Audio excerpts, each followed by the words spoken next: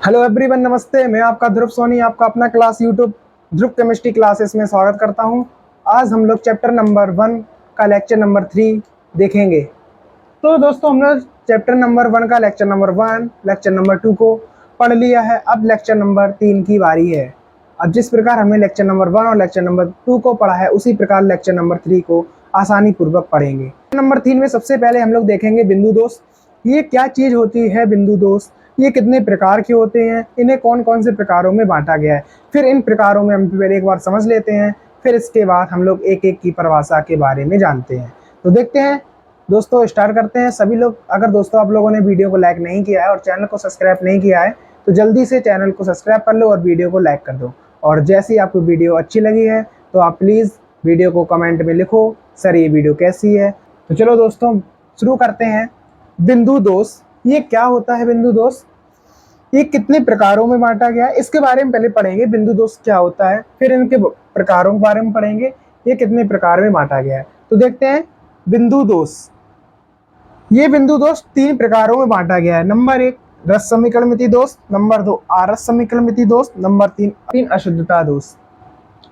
अब रस समीकरणमिति दोष को कितने प्रकारों में बांटा गया है, वे 2 टाइप्स में बांटा गया है। नंबर 1 साटकी दोष, नंबर 2 फ्रेंकल दोष। अब आरस समीकरणमिति दोष को कितने प्रकारों में बांटा गया है, ये 2 प्रकारों में बांटा गया है। नंबर 1 ऋणायन रिक्तिका दोष, नंबर 2 अंतराकाशीय स्थान में अतिरिक्त धनायन दोष।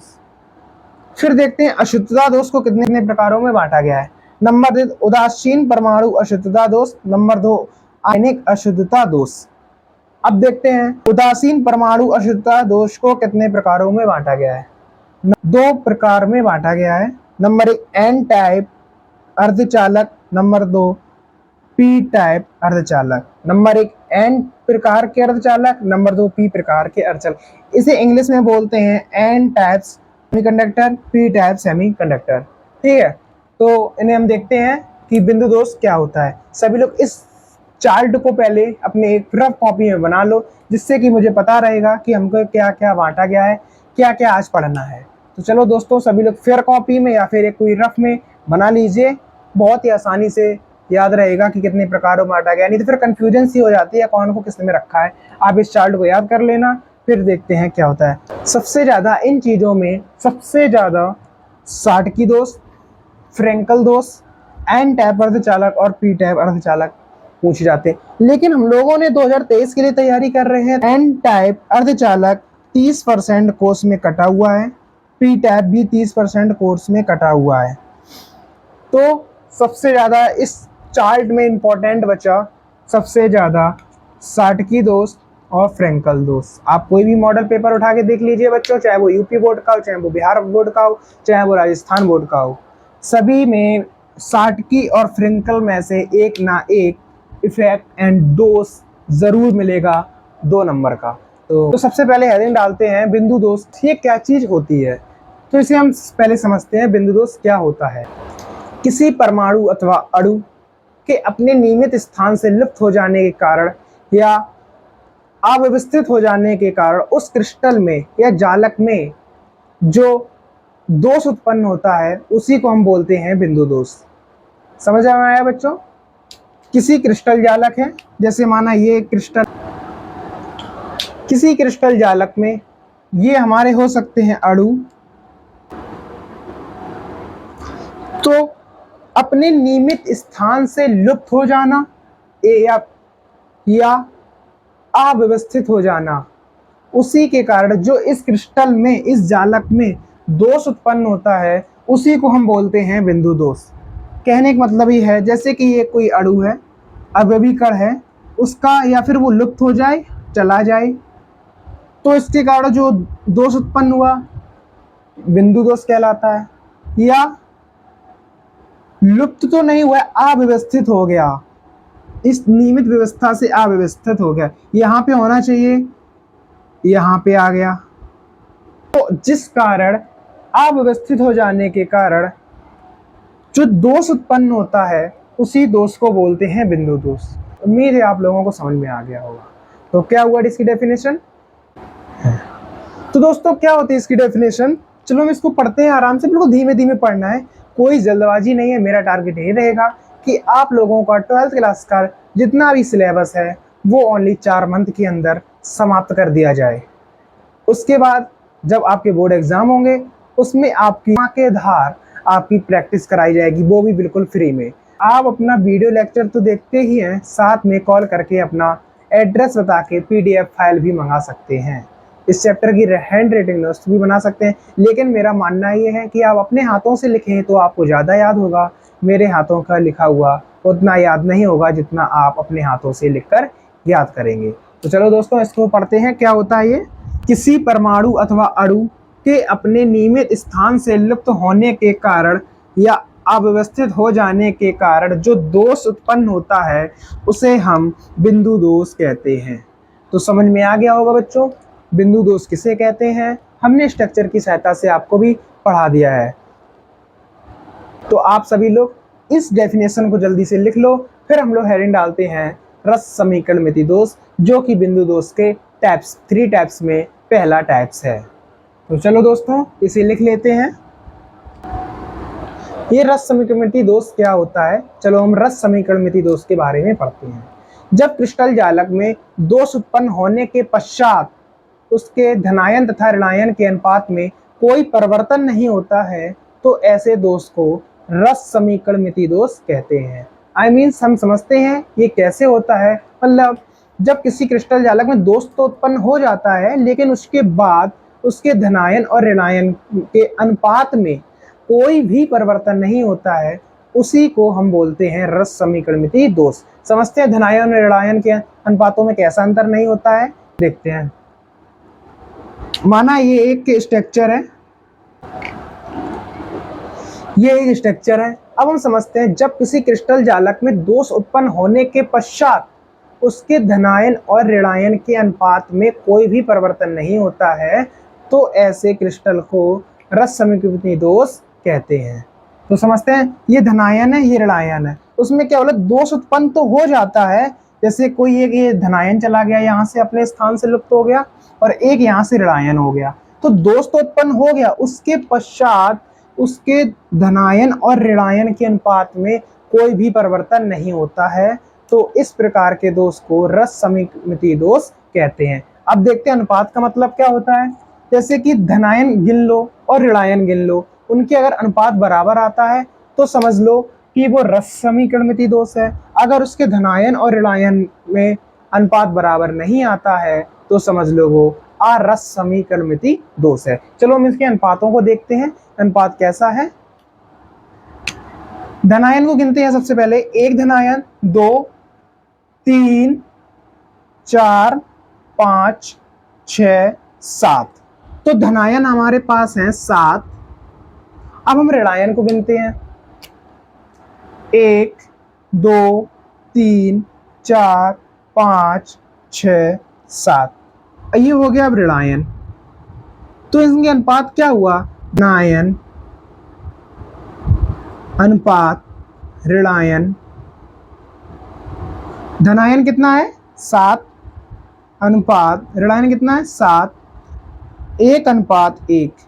तो इसका आंसर है 1:1। मतलब धनायन भी 1 है, ऋणायन भी 1 है। मतलब दोष उत्पन्न तो हो गया, लेकिन उनके धनायन और ऋणायन के अनुपात में कोई भी परिवर्तन नहीं आया। तो इस प्रकार के दोष को रस समीकरणमिति दोष कहते हैं। तो चलो आप लोगों ने समझ लिया होगा बच्चों, यही स्ट्रक्चर है। अभी हम इस स्ट्रक्चर को बनवाएंगे और अच्छे से इसकी डेफिनेशन को लिखवाएंगे। तो समझ लिया बच्चों। अब इसकी डेफिनेशन के बारे में हम जानते हैं, डेफिनेशन को कैसे लिखना है। चलो डेफिनेशन को लिखते हैं। चलो बच्चों इसकी डेफिनेशन को पढ़ते हैं। क्या होता है रस समीकरणमिति दोष? जब किसी क्रिस्टल जालक में दोष उत्पन्न होने के पश्चात धनायन और ऋणायन के अनुपात में कोई परिवर्तन नहीं होता है तो इसे हम रस समीकरणमिति दोष मतलब कहते हैं। कोई परिवर्तन नहीं होता है तो इसे रस समीकरणमिति दोष कहते हैं। ये इसकी डेफिनेशन है। आप लोग रस समीकरणमिति की डेफिनेशन को नोट कर लो, फिर उसके बाद पढ़ते हैं इनके प्रकार। हम जानते हैं रस समीकरणमिति दोष के प्रकार। हमने आपको चार्ट बनवाया था अभी, उसमें आप लोग सभी लोग देख सकते हैं रस समीकरणमिति दोष के 2 प्रकार होते हैं। नंबर 1 शाटकी दोष, नंबर 2 फ्रेंकल दोष। तो हम सबसे पहले इसको लिखते हैं, उसके बाद हम लोग साटकी दोष की तरफ बढ़ते हैं। हम लोग हेडिंग डालते हैं साटकी दोष। ये क्या होता है साटकी दोष? चलो हम इसको पढ़ते हैं। जब किसी आयनिक क्रिस्टल जालक में समान रूप में धनायन तथा ऋणायन रिक्त हो जाता है, अर्थात धनायन तथा ऋणायन की कमी आ जाती है, तो इस कारण हुआ उत्पन्न दोष साटकी दोष कहलाता है। चलो स्ट्रक्चर की सहायता से समझते हैं। माना ये मतलब एक स्ट्रक्चर है, ये आपका स्ट्रक्चर है, इसमें हम समझते हैं साटकी दोष कैसे उत्पन्न होगा। जैसे कि रस समीकरण मिति दोष में हमने देखा था कि धनायन और ऋणायन अनुपस्थित तो होते हैं, रिक्त तो होते हैं, लेकिन कब होते हैं? दोष उत्पन्न होने के पश्चात, ना कि वो पहले होते हैं। तो इसमें क्या है, ऋणायन और धनायन तो अनुपस्थित हो रहे हैं, रिक्त हो रहे हैं, तो उसी कारण हो रहा है दोष उत्पन्न। उसमें क्या था, वो दोष तो उत्पन्न हो चुका था, लेकिन बाद में धनायन और ऋणायन अनुपस्थित हुए थे, रिक्त हुए थे। तो इसमें क्या है, जब किसी क्रिस्टल जालक में समान रूप में धनायन और ऋणायन रिक्त हो जाते हैं, तो उस कारण होते हैं जो उत्पन्न दोष, उसको हम बोलते हैं साटकी दोष। माना ये एक धनायन है, यहाँ से रिक्त हो गया, और यहाँ का एक माना ऋणायन रिक्त हो गया, तो इस कारण पूरे क्रिस्टल जालक में समान रूप में धनायन और ऋणायन रिक्त हो रहे हैं। तो इस कारण पूरे क्रिस्टल जालक में जो दोष उत्पन्न होता है, उसको हम बोलते हैं साटकी दोष। चलो इसकी हम डेफिनेशन को समझते हैं, फिर इसका फिगर बनाएंगे, फिर हम देखते हैं कैसा ये लिखता है। देखते हैं साटकी दोष क्या होता है, इसका स्ट्रक्चर को देखते हैं। इस दोष के कारण क्रिस्टल पे क्या प्रभाव पड़ता है, इसके कौन से उदाहरण हैं, तो हम देखते हैं। इन सभी के बारे में जानकारी ग्रहण करते हैं, और इन सभी को आप लोग लिख लो, आप इन सभी को नोट करो साथ साथ में, और समझते हैं कि साटकी दोष। जब किसी आयनिक क्रिस्टल जालक में समान रूप में धनायन और ऋणायन रिक्त कोष्ठक में कम हो जाते हैं, तो इस कारण हुआ जालक में उत्पन्न दोष साटकी दोष कहलाता है। ठीक है बच्चों, मतलब समान रूप में धनायन तथा ऋणायन रिक्त हो जाता है, तो उस कारण इस जालक में, ये पूरा जालक है, इस जालक में हुआ उत्पन्न दोष साटकी दोष कहलाता है। तो हम इसका नोट देखेंगे। अब हम देखते हैं धनायन और ऋणायन, पहले इसको रिक्त करते हैं। अभी तो ये पूरा स्ट्रक्चर बना हुआ है, अब इसमें हम एक धनायन और एक ऋणायन को रिक्त करते हैं। आप कहीं से भी एक रिक्त कर दो, मैंने ये हटा दिया, एक ये धनायन हटा दिया और ये वाला हमने ऋणायन हटा दिया, तो अब इसमें हो गया उत्पन्न दोष। तो ये दोष उत्पन्न हो गया है। तो कौन सा दोष उत्पन्न हुआ है? धनायन और ऋणायन जब सेम संख्या में, सेम अनुपात में रिक्त हुआ है, तो हुआ उत्पन्न दोष साटकी दोष कहलाता है। नोट, साटकी दोष उन क्रिस्टलों में पाया जाता है जिनमें धनायन और ऋणायन का आकार बराबर होता है। ये धनायन यहाँ का और यहाँ के ऋणायन का आकार बराबर है, तभी ये रिक्त हुआ है। और उन क्रिस्टलों में पाया जाता है जिनमें धनायन और ऋणायन का आकार सेम होता है, बराबर होता है, लगभग बराबर होता है या सेम होता है, एक ही बात है वो। अब इसके जब दोष उत्पन्न हुआ है, तो इससे क्रिस्टल पे क्या प्रभाव पड़ेगा, क्रिस्टल कैसा बिहेवियर करेगा, क्रिस्टल पे क्या क्या इफेक्ट पड़ेंगे, अब हम उसको देखते हैं। तो प्रभाव की बात करते हैं। इसमें क्रिस्टल का घनत्व कम हो जाता है, इसमें क्रिस्टल का घनत्व कम हो जाता है। एग्जाम्पल में NaCl, KBr, KCl, ETC, मतलब इसका अगर स्ट्रक्चर बनाओगे तो अपन को साटकी दोष दिखाई देगा। तो समझ लिया है। यहीं पे अगर आप KCl का स्ट्रक्चर बनाओगे तो K प्लस होता है, Cl माइनस होता है, तो प्लस की जगह K रख दो और माइनस की जगह Cl रख दो, तो आप KCl का स्ट्रक्चर बन जाएगा। इसी प्रकार NaCl का बनाओगे तो Na प्लस होता है, KCl और Cl माइनस होता है, तो NaCl को रख दो। तो इसी प्रकार से हम किसी का भी स्ट्रक्चर बना सकते हैं। तो हमने अच्छी तरीके से साटकी दोष को पढ़ लिया है बच्चों। ये बहुत ही इंपॉर्टेंट है, चाहे वो यूपी बोर्ड हो, चाहे वो CBSE बोर्ड हो, चाहे वो Bihar board, Rajasthan board, Uttar Pradesh board, कोई भी एनीबडी बोर्ड हो, उसमें अगर उस बोर्ड में सॉलिड स्टेट चैप्टर है, तो मेरा मानना ये है कि ऐसा कभी नहीं हुआ है कि साटकी दोष या फ्रेंकल दोष ना आया हो। तो आप इस पे इंपॉर्टेंट हेडिंग डाल लो, उत्तर प्रदेश, राजस्थान बोर्ड, बिहार बोर्ड के लिए मोस्ट इंपॉर्टेंट हेडिंग है ये। तो देख लेते हैं। जब किसी क्रिस्टल आयनिक जालक में समान रूप में धनायन तथा ऋणायन रिक्त हो जाता है, तो इस कारण हुआ जालक में उत्पन्न दोष साटकी दोष कहलाता है। आपका ये स्ट्रक्चर है। चलो हम इस सब के बारे में नोट कर लो, साटकी दोष के बारे में। अब हम लोग हेडिंग डालेंगे फ्रेंकल दोष। अभी हम देखते हैं कि फ्रेंकल दोष क्या होता है। जिस प्रकार हमने साटकी दोष को पढ़ा है उसी प्रकार हम फ्रेंकल दोष के बारे में पढ़ते हैं। ये दोस्तों फ्रेंकल दोष क्या होता है? जब किसी आयनिक क्रिस्टल जालक में धनायन अपना मूल स्थान को छोड़कर अंतराकाशी स्थान में प्रवेश कर जाता है या फिर स्थापित हो जाता है तो उस कारण जालक में हुआ हलचल, जालक में हुआ उत्पन्न दोष को फ्रेंकल दोष कहते हैं। तो क्या हुआ? जब किसी आयनिक क्रिस्टल जालक में धनायन अपना मूल स्थान को छोड़कर अंतराकाशी स्थान में चला जाता है या प्रवेश कर जाता है या स्थापित हो जाता है तो उस कारण हुआ जालक में उत्पन्न दोष फ्रेंकल दोष कहलाता है। इसे हम स्ट्रक्चर की सहायता से समझते हैं। चलो सबसे पहले हम एक स्ट्रक्चर को बनाते हैं। यह हमने एक स्ट्रक्चर बना लिया। हमने पढ़ा है कि किसी आयनिक क्रिस्टल में धनायन अपना मूल स्थान को छोड़कर अंतराकाशी स्थान में प्रवेश कर जाता है या स्थापित हो जाता है, इस कारण हुआ जालक में उत्पन्न दोष फ्रेंकल दोष कहलाता है। ये अंतराकाशी स्थान क्या होता है जालक में? सबसे पहले हम इसको समझते हैं, फिर हम समझते हैं फ्रेंकल दोष को। वह स्थान जो कणों और कणों के बीच में जो एक रिक्त स्थान सा बचता है उसी को हम बोलते हैं अंतराकाशी स्थान। जैसा कि हम लोगों में देखा, ये क्रिस्टल है पूरा, इसमें अंतराकाशी स्थान आपका ये है, ये।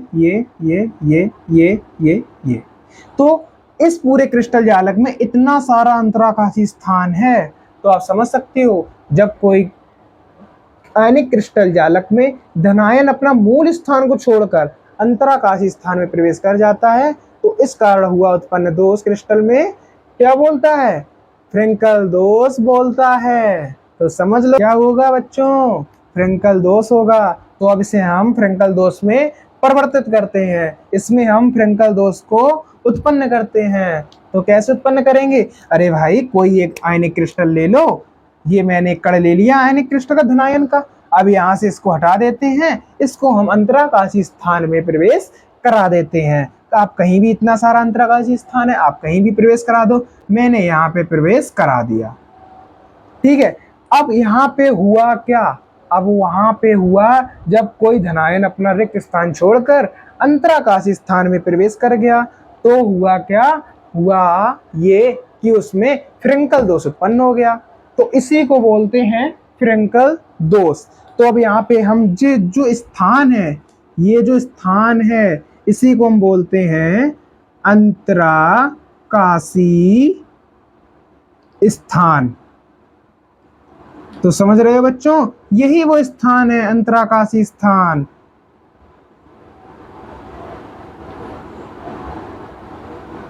तो बच्चों समझ तो लिया ही होगा अंतराकाशी स्थान कौन है। तो इसी को बोलते हैं अंतराकाशी स्थान। जब धनायन अपना रिक्त स्थान छोड़कर अंतराकाशी स्थान में चला जाता है तो उससे कारण हुआ उत्पन्न दोष फ्रेंकल दोष कहलाता है। चलो इसकी हम डेफिनेशन को पहले समझते हैं। डेफिनेशन को लिखते हैं। तो चलो बच्चों हमने डेफिनेशन को लिख लिया है। तो चलो बच्चों इस डेफिनेशन को पढ़ते हैं। जब किसी आयनिक क्रिस्टल जालक में उसका एक धनायन अपना मूल स्थान रिक्त कर अंतराकाशी स्थान में स्थापित हो जाता है तो इस कारण हुआ उत्पन्न दोष फ्रेंकल दोष कहलाता है। समझते हैं कैसे स्थापित हुआ है। जैसे ये मेरा जालक है अपना, इसमें से ये जो गुणा का चिन्ह बना हुआ है स्टार, यहाँ पे धनायन होना चाहिए। क्यों? धनायन ऋणायन है ये, तो यहाँ पे धनायन है, ऋणायन है धनायन, तो यहाँ पे धनायन होना चाहिए। वो धनायन हमने A+ के रूप में यहाँ पे प्रदर्शित किया है। क्यों किया यहाँ पे? क्योंकि ये अंतराकाशी स्थान है, ये अंतराकाशी स्थान है। तो क्या बोला इसमें डेफिनेशन में? उसका एक धनायन अपना मूल स्थान इसका ये था, ये छोड़कर मतलब रिक्त कर अंतराकाशी स्थान में स्थापित हो जाता है। अंतराकाशी स्थान कौन है? ये अंतराकाशी स्थान में स्थापित हो जाता है तो इस कारण हुआ उत्पन्न दोष फ्रेंकल दोष कहलाता है। तो हुआ उत्पन्न दोष फ्रेंकल दोष कहलाता है। अब नोट में लिखते हैं, यह दोष उन क्रिस्टल में पाया जाता है जिनमें धनायन तथा ऋणायन के आकार में काफी अंतर होता है। साटकी दोष में क्या था, ये उन क्रिस्टलों में पाया जाता था साटकी दोष जिनके धनायन और ऋणायन के आकार में बराबर होता था, मतलब धनायन और ऋणायन के आकार काफी बराबर होते थे, लगभग बराबर होते थे या काफी बराबर, एक ही बात है। तो उनमें पाया जाता है जिनके आकार काफी अंतर होता है, इनके धनायन और ऋणायन के आकार में काफी अंतर होता है। अब पढ़ते हैं प्रभाव। इससे क्या था, साटकी दोष से प्रभाव क्या था, साटकी दोष से घनत्व पर कोई प्रभाव नहीं पड़ता था, नहीं पड़ता था प्रभाव। इससे क्रिस्टल के घनत्व पर कोई परिवर्तन नहीं होता है, लेकिन क्रिस्टल के परावैद्युतांक में परिवर्तन हो जाता है, क्रिस्टल विद्युत का चालक बन जाता है। अब इसमें कोई इलेक्ट्रिसिटी आप पास करो तो ये पास हो जाएगी, क्यों, विद्युत का चालक बन गया है। अब ये विद्युत का चालक बन जाता है। एग्जाम्पल में ZnS, AgCl, AgBr, ETC। तो हमने इसको आराम से पढ़ लिया है फ्रेंकल दोष में। बच्चों में बहुत इंपॉर्टेंट है, 2023 के लिए हो सकता है यही भी आ सकता है, इसे जरूर नोट कर लो, जरूर नोट कर लो। और अच्छे से मैंने समझा दिया, आपको जहां समझ में ना आए वीडियो को दोबारा एक बार देख सकते हो, जहां पे गलती हुई उसको सुधार लो। अभी भी टाइम है, 4 महीने का मैराथन क्लास चलेंगे, इसमें 4 महीने की क्लास लगातार डेली चलेगी। टारगेट है आपका 4 महीने के अंदर इस कोर्स को समाप्त करा दिया जाए, और उससे आने वाले पेपर के 2 से 3 मंथ जो आपका टाइम बचेगा उसमें भयंकर धमाकेदार रिवीजन हो जाए, जिससे कि आप लोगों के नंबर उन टॉपरों से अच्छे आए जो टॉपर क्लास में टॉप किया करते थे। बस उनसे कुछ बोलना नहीं है, ना उनसे कुछ कहना है, बस आप अपने शांतिपूर्वक पढ़ो और अच्छे अच्छे नोट्स बनाओ। हो सकता है 100 में 100 नंबर आए। बस ईमानदारी से पढ़ना है सभी को, बेईमानी नहीं करनी है। अगर आप बेईमानी अभी करेंगे तो नंबर आपके साथ बेईमानी कर लेगा। तो इसलिए हम लिखते हैं, इसको आप सभी लोग लिख लो, ये अंतराकाशी स्थान है, मैंने इस पर लिख दिया है, ये आपका धनायन है, ऋणायन है। तो आप सभी लोग इसे नोट कर लो। तो चलो बच्चों, हम लोगों ने फ्रेंकल दोष के बारे में पढ़ लिया है। तो हमने अभी तक क्या क्या पढ़ा, हमने बिंदु दोष को पढ़ा, उसके टाइप्स पढ़े कितने होते हैं एक रफली टाइप पर। अब उसमें हमने प्रूफ के साथ पढ़ा है रस समीकरणमिति दोष, उसके बाद पढ़ा है रस समीकरणमिति दोष के प्रकार, साटकी दोष उसको भी पढ़ लिया है, उसके बाद हमने पढ़ा है फ्रेंकल दोष, उसको भी पढ़ लिया है। अब पढ़ने की बारी आई है आरस समीकरणमिति दोष। तो चलो हम लोग आरस समीकरणमिति दोष के बारे में पढ़ते हैं। आरस समीकरणमिति के दोष के बारे में सबसे पहले पढ़ते हैं कि आरस समीकरणमिति दोष क्या होता है।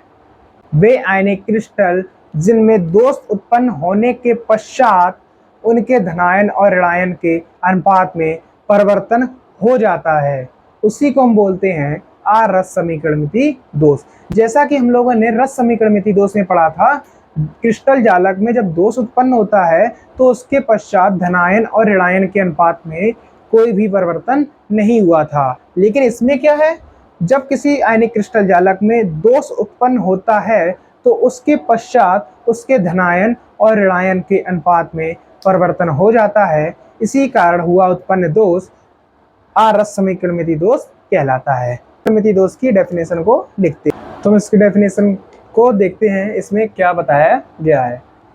जब किसी क्रिस्टल जालक में दोष उत्पन्न होने के पश्चात उसके धनायन तथा ऋणायन के अनुपात में परिवर्तन होता है तो इससे उत्पन्न दोष आरस समीकरणमिति दोष कहलाता है।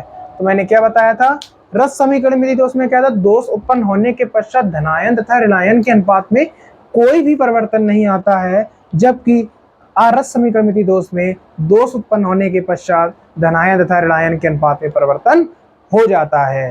तो अब इसके हम पढ़ेंगे प्रकार। आरस समीकरणमिति के 2 प्रकार होते हैं, नंबर 1 ऋणायन रिक्ति के दोष, नंबर 2 अंतराकाशी में उत्पन्न धनायन रिक्ति दोष।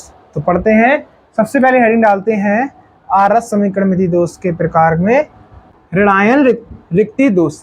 ये ऋणायन रिक्ति दोष क्या होता है, इससे समझने से पहले सबसे पहले हम समझते हैं क्रिस्टल का ऋणायन क्या होता है। जब आयनिक क्रिस्टल जालक में ऋणायन का मूल स्थान रिक्त रहता है तथा उस स्थान पर इलेक्ट्रॉन स्थापित हो जाता है, तो इस कारण हुआ उत्पन्न दोष ऋणायन रिक्त का दोष कहलाता है। तो समझ में आ चुका होगा। जैसे हम स्ट्रक्चर की सहायता से इसे समझते हैं, स्ट्रक्चर मेरा ये है, ये अपना क्रिस्टल है। इसमें क्या बताया गया है कि ऋणायन अपना मूल स्थान रिक्त कर देता है, मतलब रिक्त कर देना का त्याग कर देता है, छोड़ देता है अपना स्थान। जब उसने अपना स्थान छोड़ दिया है तो वहां पे एक इलेक्ट्रॉन आ जाता है, ये अपना एक इलेक्ट्रॉन आ गया। तो क्या बताता है, जब किसी यानी क्रिस्टल जालक में ऋणायन अपना मूल स्थान त्याग कर देता है तथा उस स्थान पर ऋणायन स्थापित हो जाता है, तो इस प्रकार से हुआ उत्पन्न दोष ऋणायन रिक्त का दोष कहलाता है। तो समझते हैं, जब यहाँ पे ये इलेक्ट्रॉन स्थापित हुआ है तो इसके मध्य एक बंध कार्य करता है जिसे हम एफ केंद्र कहते हैं। डेफिनेशन को लिखते हैं कि डेफिनेशन क्या है। तो चलो बच्चों, ऋणायन रिक्ति दोष के बारे में पढ़ते हैं। जब आयनिक क्रिस्टल जालक में ऋणायन अपना मूल स्थान रिक्त कर देता है तथा उस इस रिक्त स्थान पर इलेक्ट्रॉन, क्या है बच्चों, इलेक्ट्रॉन आ जाता है, तो इस प्रकार से उत्पन्न दोष ऋणायन रिक्ति दोष कहलाता है। जैसे कि ये अपना क्रिस्टल है, इसमें क्या बोला है, ऋणायन अपना मूल स्थान त्याग कर देता है तथा उस स्थान पर एक इलेक्ट्रॉन आ जाता है। तो हमने यहाँ पे कोई ले लिया, मतलब ऋणायन ये, तो यहाँ पे ऋणायन रिक्त हो गया, यहाँ पे एक इलेक्ट्रॉन आ जाता है, ठीक है। तो इस कारण हुआ उत्पन्न दोष, इलेक्ट्रॉन आ जाने के कारण हुआ उत्पन्न दोष रिक्ति दोष कहलाता है। अब इसके बारे में पढ़ते हैं।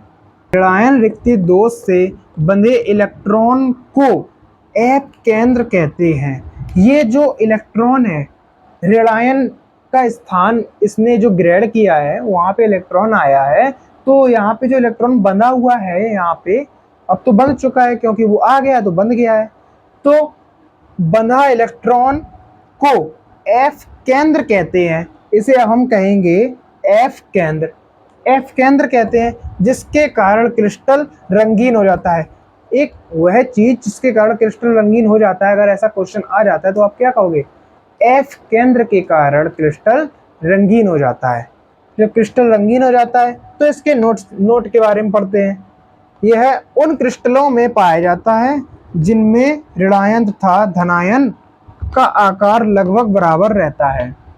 मतलब ऋणायन रिक्ति दोष किसमें पाया जाता है, जिसमें धनायन तथा ऋणायन का आकार लगभग बराबर रहता है।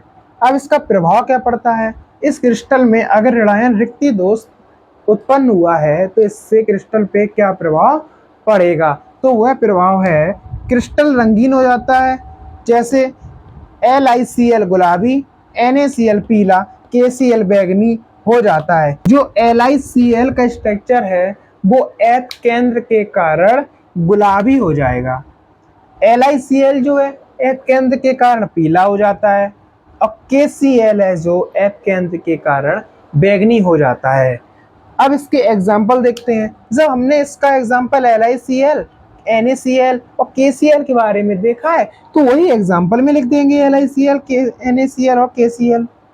एग्जाम्पल कोई अलग तो होंगे नहीं, क्योंकि इसी कारण तो क्रिस्टल हमारा रंगीन हो रहा है, तो वही आपके एग्जाम्पल होंगे। तो हमने इस ऋणायन रिक्ति दोष को बहुत ही आराम से पढ़ लिया है। अब हम इसको लिख लेते हैं। आप सभी लोग इसको लिखो, ठीक है, अच्छे से नोट्स बनाओ। अगर आपको ये वीडियो अगर अच्छी लग रही है, अगर आपको इसमें कुछ समझ में आ रहा है, तो प्लीज़ वीडियो को लाइक करो और चैनल को सब्सक्राइब करो, जिससे कि हमारी आने वाली अगली वीडियो आप तक आ सके। चलो इस सभी चीज़ों को जल्दी से नोट्स कर लो, बढ़िया बढ़िया नोट्स बना लो, जिससे कि आपको एग्ज़ाम के टाइम परेशानी ना हो। आप लोगों ने नोट कर लिया। अब इसके बाद हम पढ़ेंगे अंतराकाशीय स्थान में अतिरिक्त धनायन दोष। ये क्या होता है अतिरिक्त धनायन दोष? जैसा कि हम लोगों ने नाम से पढ़ा है, ऋणायन रिक्ति दोष, ऋणायन की कमी हो गई है। अंतराकाशीय स्थान में धनायन अतिरिक्त दोष, मतलब अंतराकाशीय जो स्थान है उसमें एक धनायन बढ़ जाता है, इसी कारण से बोलते हैं अंतराकाशीय स्थान में अतिरिक्त धनायन दोष। तो चलो हेडिंग डालते हैं, अंतराकाशीय स्थान में अतिरिक्त धनायन दोष को। हेडिंग डालते हैं अंतराकाशीय स्थान में अतिरिक्त धनायन दोष। ये क्या चीज होती है अंतराकाशीय स्थान में अतिरिक्त धनायन दोष? तो चलो हम इसे स्टार्ट करते हैं, समझते हैं। जब आयनिक क्रिस्टल जालक में धनायन अपना एक इलेक्ट्रॉन के साथ अंतराकाशीय स्थान में स्थापित हो जाता है तो उस कारण हुआ उत्पन्न दोष क्रिस्टल में अंतराकाशीय स्थान में अतिरिक्त धनायन दोष कहलाता है। तो हम समझते हैं, सभी को समझ में आ गया होगा। अगर नहीं आया तो हम इसको स्ट्रक्चर की सहायता से समझते हैं।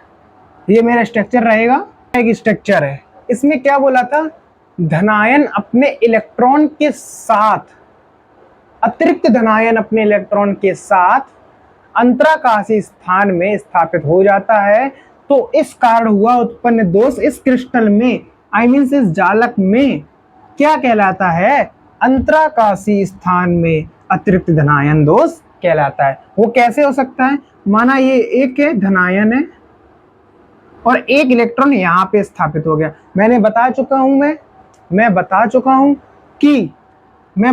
हूं कि ये सब अंतराकाशीय स्थान होते हैं।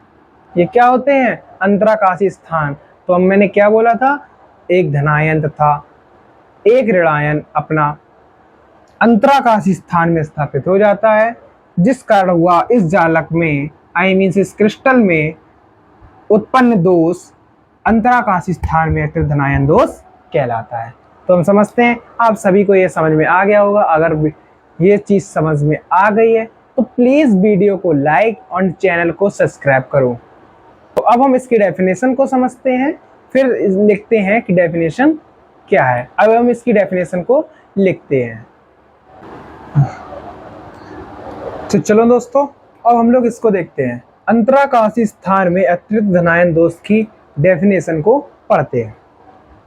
जब किसी आयनिक क्रिस्टल जालक में उसके अंतराकाशीय स्थान में कोई एक धनायन अपने इलेक्ट्रॉन के साथ स्थापित हो जाता है तो इस कारण हुआ उत्पन्न दोष अंतराकाशीय स्थान में अतिरिक्त धनायन दोष कहलाता है। क्या समझा, जब कोई क्रिस्टल अंतराकाशीय स्थान में स्थापित होता है तो क्या होता है, धनायन अपने इलेक्ट्रॉन के साथ स्थापित हो जाता है, जिसके कारण हुआ उत्पन्न दोष अंतराकाशीय में अतिरिक्त धनायन दोष कहलाता है। इस स्ट्रक्चर की सहायता समझते हैं। ये अपना एक स्ट्रक्चर है, इसमें समझते हैं कहाँ पे इलेक्ट्रॉन स्थापित होगा, कहाँ पे धनायन स्थापित होगा। इसमें मैंने माना यहाँ पे एक इलेक्ट्रॉन स्थापित हो जाता है और इलेक्ट्रॉन तो स्थापित हो गया और प्लस धनायन भी स्थापित होता है, तो धनायन मैंने यहाँ पे मान लिया। अब इसमें क्या करते हैं, अंतराकाशीय स्थान में अतिरिक्त धनायन दोष में ये नहीं करते हैं कि धनायन किसी क्रिस्टल का उठा के ले लिया और अंतराकाशीय स्थान में धर दिया, ऐसा नहीं करते हैं, क्योंकि हमें उसके नाम से ही दिख रहा है अतिरिक्त। अतिरिक्त मीन्स अतिरिक्त दूसरा, तो दूसरा के लिए हमने दूसरा धनायन लिया और दूसरा इलेक्ट्रॉन लिया, इस कारण ये इसका चित्र हो जाएगा। अब उसके बाद समझते हैं नोट में, यह दोष उन क्रिस्टलों में पाया जाता है जिनके धनायन तथा ऋणायन में काफी अंतर तथा समन्वय संख्या निम्न होती है। हम लोग पढ़ चुके हैं लेक्चर नंबर 2 में समन्वय संख्या के बारे में। जिनको समन्वय संख्या अभी तक नहीं आती है वो लेक्चर नंबर 2 देखें, डिस्क्रिप्शन में लिंक है। प्रभाव के बारे में देखते हैं। इसमें क्रिस्टल का घनत्व बढ़ जाता है, इससे क्रिस्टल रंगीन हो जाता है। अब रंगीन क्यों हो जाता है, हमने अभी पढ़ा था ऋणायन रिक्ति दोष में कि क्रिस्टल रंगीन क्यों होता है, एफ केंद्र के कारण क्रिस्टल रंगीन होता है। एफ केंद्र किसके कारण होता है, इलेक्ट्रॉन के कारण होता है। अब इसमें एक इलेक्ट्रॉन यहाँ पे आ चुका है, अब इसमें एफ केंद्र उत्पन्न होगा, एफ केंद्र के कारण क्रिस्टल रंगीन होगा। जैसे ZnO में इस दोष के कारण क्रिस्टल रंगीन हो जाता है। वो कौन सा कलर का होता है, वह पीला रंग का उत्पन्न होता है। समझते हैं ZnO में इस दोष के कारण क्रिस्टल ZnO पीला हो जाता है। क्रिस्टल अनुचुंबकीय तथा वैद्युत का चालक बन जाता है। क्रिस्टल होता है, इस दोष में क्या होता है, क्रिस्टल अनुचुंबकीय हो जाएगा और विद्युत का चालक बन जाता है। तो हम समझते हैं, मैंने कोशिश किया है कि आप लोगों को बहुत ही प्यार से समझाएं और बहुत ही सरल लैंग्वेज में समझाएं, और हमें ये उम्मीद है कि आप लोगों को ये चीज़ समझ में आ गई होगी। तो आप इस चीज़ को नोट कर लो।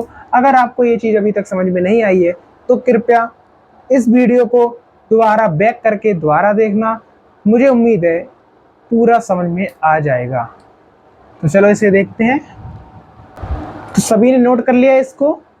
तो अब हम अगली हेडिंग देखेंगे अशुद्धता दोष के बारे में, जो कि बिंदु दोष का तीसरा वर्गीकरण है।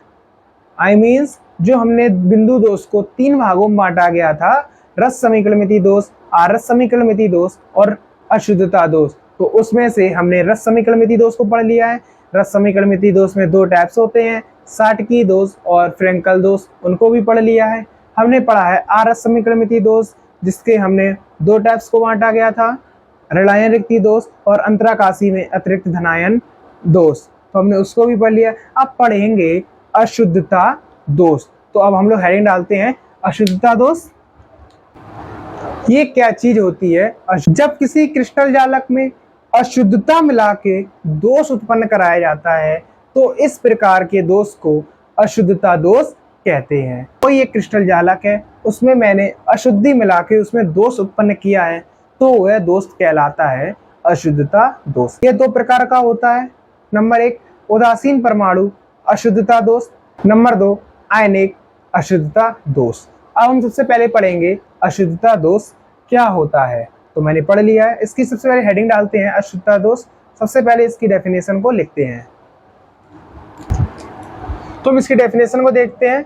जब किसी आयनिक क्रिस्टल जालक में अशुद्धि मिलाकर दोष उत्पन्न किया जाता है तो इसे अशुद्धता दोष कहते हैं। यह 2 प्रकार के होते हैं।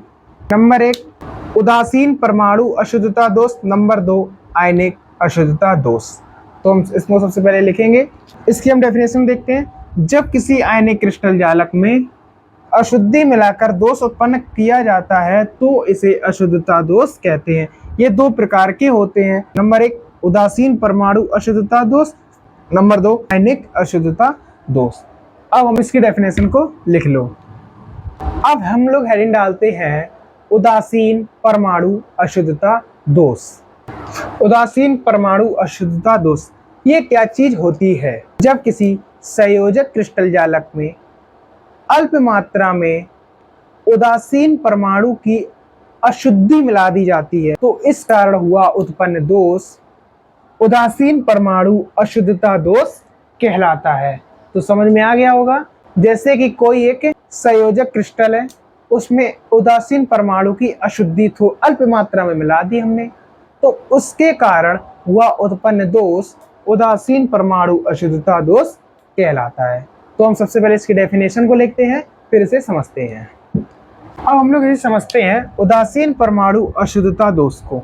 ये क्या होता है? जब किसी सहसंयोजक क्रिस्टल जालक में अल्प मात्रा में उदासीन परमाणु की अशुद्धि मिला देते हैं तो इससे हुआ उत्पन्न दोष उदासीन परमाणु अशुद्धता दोष कहलाता है। इस अशुद्धि मिलाने की क्रिया को डोपिंग कहते हैं। इससे अर्धचालक का निर्माण हो जाता है। यह 2 प्रकार के होते हैं। नंबर 1 एन प्रकार अर्धचालक, नंबर 2 पी प्रकार अर्धचालक। तो हम इसे समझ लेते हैं। हमने इसको समझ लिया है, अच्छे से डेफिनेशन को भी पढ़ लिया है। अब हमको पढ़ना है कि डोपिंग ये क्या है, क्या चीज है। ये आपके बोर्ड एग्जाम में 2 नंबर का एक क्वेश्चन आता है, डोपिंग किसे कहते हैं। तो आप क्या कह सकते हो? किसी क्रिस्टल जालक में अशुद्धि मिलाने की क्रिया डोपिंग कहलाती है। मीन्स अशुद्धि मिलाने की क्रिया को डोपिंग कहते हैं। अब आप मिलाओगे किसमें? तो क्या कहें? सहसंयोजी क्रिस्टल जालक में अल्प मात्रा में अशुद्धि मिलाने की क्रिया डोपिंग कहलाती है। एन प्रकार अर्धचालक। एन प्रकार अर्धचालक, ये क्या होता है? एन प्रकार अर्धचालक, सबसे पहले हम इसकी डेफिनेशन को लिखते हैं, फिर डेफिनेशन के साथ में पढ़ेंगे तो बहुत ही अच्छे से इसको समझ पाएंगे। ऐसे आप लोग इसको एन प्रकार अर्धचालक को नहीं समझ पाएंगे। सबसे पहले इसकी डेफिनेशन को लिखते हैं। डेफिनेशन को लिख लिया है, एन प्रकार अर्धचालक। अब हम इसको समझते हैं। अब आप लोगों को बहुत ही आसानी से समझ में आ जाएगा। जैसे कि इसमें लिखा है, जब 4a वर्ग के तत्व Si और Ge के क्रिस्टल जालक में अल्प मात्रा में 5a वर्ग के तत्व P, As और Sb दोष उत्पन्न कराई जाती है, इससे इलेक्ट्रॉन मुक्त होने के कारण यह इलेक्ट्रॉन दाता के रूप में कार्य करता है, अतः इसे एन प्रकार अर्धचालक कहते हैं। इसका मतलब क्या हुआ? जब 4a वर्ग के तत्व Si और Ge के क्रिस्टल जालक में अल्प मात्रा में 5a वर्ग के तत्व As और Sb, मतलब जब 4a वर्ग के तत्व में 5a वर्ग के तत्व अल्प मात्रा में मिल जाते हैं, जिसके कारण वह इलेक्ट्रॉन दाता के रूप में कार्य करने लगता है, जिस कारण वह अर्धचालक कहलाता है। वह अर्धचालक एन टाइप अर्धचालक कहलाता है। जैसे कि ये As है, As हमारा 5a वर्ग के, इसमें क्या है? अल्प मात्रा में 5a वर्ग की अशुद्धि मिला रहे हैं, तो अल्प मात्रा ये 4 है, तो अल्प मात्रा एक ही तो है, ये एक ही अल्प मात्रा है। जब 5a वर्ग की अशुद्धि मिला दी तो उसमें 5 इलेक्ट्रॉन हैं, क्योंकि हम जानते हैं अगर 4a वर्ग में है तो उसके अंदर 4 इलेक्ट्रॉन होंगे, 5a वर्ग में है तो उसके अंदर 5 इलेक्ट्रॉन होंगे, 6a वर्ग में है तो उसके अंदर 6 इलेक्ट्रॉन होंगे। आई मीन्स ऐसे ही इलेक्ट्रॉन लास्ट वाले सेल में बढ़ते रहते हैं। तो इसका Si और Ge 4a वर्ग में, तो ये सारे 1 2 3 4 ये 4a वर्ग के क्रिस्टल हैं या तत्व मानो ने। इनके अंदर 4 इलेक्ट्रॉन हैं, नंबर 1 2 3 4। ऐसे इसके अंदर है, ऐसे इसके अंदर है, ऐसे इसके अंदर है। ये हमारे 4a वर्ग के तत्व हो गए। अब इसमें क्या क्या? 4a वर्ग के तत्व। अब इसमें 5a वर्ग के तत्व As, Sb और P तो दोष उत्पन्न कराई जाती। कब? जब अल्प मात्रा में 5a वर्ग के तत्व को मिला दिया जाता है। ये जब 4a वर्ग के तत्व हैं ये 4, अब इसमें अल्प मात्रा है 5a वर्ग का तत्व As इसमें मिला दिया। इसमें इलेक्ट्रॉन देखो कितने हैं 5a वर्ग में? हमने क्या बताया, अगर 4a वर्ग का तत्व है तो उसकी लास्ट इलेक्ट्रॉन कितने होंगे? लास्ट सेल में 4 होंगे। 5a वर्ग का है तो उसमें लास्ट सेल में 5 होंगे। 6 का है तो इसमें 6 होंगे। 7 का है तो 7 होंगे। तो इसमें 5 इलेक्ट्रॉन है। अब इसमें बॉन्ड इसने तो बना लिया, एक इसने ऐसा बॉन्ड बना लिया, ये इलेक्ट्रॉन ने ऐसा बॉन्ड बना लिया, इसने मिला लिया। बच्चा ये वाला इलेक्ट्रॉन ये क्या करेगा? ये दाता के रूप में कार्य करने लगता है। जब मेरे पास 100 रुपए हैं, आपके पास 110 रुपए हैं, आप 100 और 100 को मिला लोगे, कहोगे बराबर हैं। अब बचे 10 रुपए, तो आप क्या कहोगे? ये 10 रुपए हैं, किसी को दे दो। अब हम लोग बराबर हैं, भाई भाई हैं, बराबर में रखेंगे। तो 10 रुपए जब आप दोगे किसी को तो आप कहलाओगे दाता, आप रुपए के दाता कहलाओगे। इसी प्रकार इसने इलेक्ट्रॉन को दान किया है, इलेक्ट्रॉन दे रहा है, इसलिए ये इलेक्ट्रॉन दाता कहलाएगा। आपको समझ में आ गया होगा। कोशिश है कि आपको इस चीज को समझ में आ गया होगा। अगर आपको ये चीज समझ में आ गई है तो प्लीज वीडियो को लाइक करो, चैनल को सब्सक्राइब करो, और अभी तक आपने इस चैनल को सब्सक्राइब नहीं किया है तो प्लीज इस चैनल को सब्सक्राइब कर लो। तो चलो इसको सबसे पहले हम डेफिनेशन में लिख लेते हैं। आप लोग इस डेफिनेशन को लिख लो, बहुत ही इंपॉर्टेंट है। बट इसमें एक दुखद की बात ये है कि आपके ये 2023 और 2022 और 2021 में ये आपके 30% में कट चुका है। ये आपका एग्जाम में नहीं आएगा क्योंकि ये 30% कोर्स में कट चुका है। लेकिन मेरा तो टारगेट 100% का है, ना कि 70% का। मेरा ये मानना है कि वो बच्चे मेरे से पढ़ें जो आगे नीट और IIT JEE के लिए अपना बेस मजबूत कर रहे हैं। आप अपना 12th मजबूत करें जिससे कि टॉप कर सकें। अब हम डालेंगे पी प्रकार के अर्धचालक। हेडिंग डालते हैं पी प्रकार के अर्धचालक।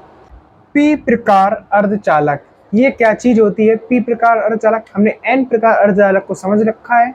अब हम चलेंगे पी प्रकार अर्धचालक।